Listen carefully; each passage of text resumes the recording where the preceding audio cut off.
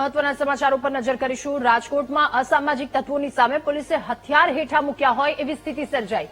ગુંડા તત્વોને કાબૂમાં ન લઈ શકતી પોલીસ હવે 11 વાગ્યે લારી ગલ્લા બંધ કરાવશે। રાજકોટમાં આજથી જ લારી અને ગલ્લાઓને 11 વાગ્યાથી બંધ કરવાનો આદેશ આપી દેવામાં આવ્યો। અસામાજિક તત્વોને ઠેકાણે પાડવાના બદલે પોલીસ હવે 11 વાગ્યે ધંધા બંધ કરાવશે। ગઈકાલે રાત્રે જ લારી ધારકને ગુંડાઓએ માર માર્યો હતો અને વારંવાર શહેરમાં આવી ઘટના બનતી હોવાથી પોલીસે આ નિર્ણય લીધો છે।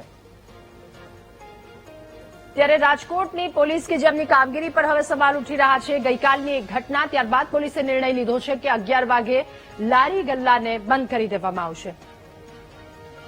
વધુ માહિતી મેળવીશું। સંવાદદાતા સની આપણી સાથે ફોનલાઈન પર જોડાયા છે। સની, લુખ્ખા તત્વોની સામે પોલીસ નતમસ્તક થઈ છે, એમનાથી ડર લાગી રહ્યો છે, તો લારી ગલ્લા 11 વાગે બંધ કરાવવાનો નિર્ણય લીધો છે।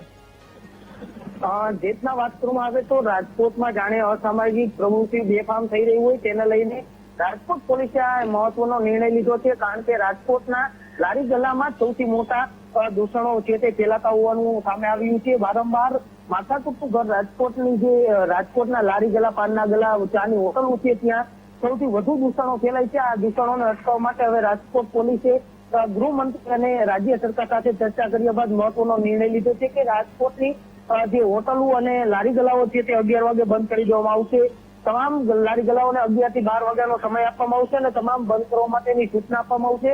કારણ કે છેલ્લા ઘણા દિવસે રાજકોટમાં દિવાળી બાદ દિવાળી સમયમાં હત્યા, ખુલ્લેઆમ ફાયરિંગ આવી અનેક ઘટનાઓ બાદ હવે આ જે નિર્ણય લેવામાં આવ્યો છે તેને લઈને અત્યારે ક્યાંક હોટલ સંચાલકોમાં નારાજગી જોવા મળી રહી છે, તો બીજી તરફ ક્યાંક આ સમગ્ર ઘટના છે તેને લઈને વેપારીઓ ક્યાંક નારાજ હોય તેવું લાગી રહ્યું છે। તો પોલીસ આ નિર્ણયને ક્યાંક અસામાજિક તત્વો ની પ્રવૃત્તિ અટકાવવા માટે આ નિર્ણય લીધો હોય તેવું લાગી રહ્યું છે। જી ઓકે સની, શું લોકોમાં રોષ જોવા મળી રહ્યો છે? કારણ કે એક તરફ પોલીસ નતમસ્તક થઈ છે, ગુંડાઓ તો કાબુમાં ન આવ્યા, પરંતુ સામાન્ય લોકોને કાબુમાં લેશે।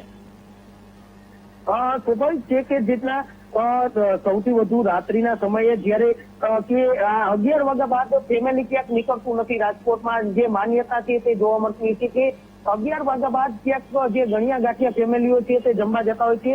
સૌથી વધુ અસામાજિક પ્રવૃત્તિ રાજકોટના જે મોસ્ટ ઓફ જે વિસ્તાર કહી શકાય આ વિસ્તારમાં સૌથી વધુ લારી ગલ્લાઓ ચાલતી હોય છે અને ત્યાં જ આવા પ્રવૃત્તિ કરતા યુવકો રાત્રિના સમયે નશો કરતા હોય છે અને નશો કર્યા બાદ તેઓ ભાન ભૂલી જતા હોય છે ને બાદમાં આવી પ્રવૃત્તિ કરતા હોય છે, તેને કારણે પણ આ નિર્ણય લીધો હોય તેવું લાગી રહ્યું છે। હાલ તો આ સમગ્ર બાબતને લઈને જયારે વેપારીઓ સામે આવશે ત્યારે ખબર પડશે કે આ વેપારીઓને પોલીસ વચ્ચે શું માહોલ છે, અત્યારે કેવું લાગી રહ્યું છે।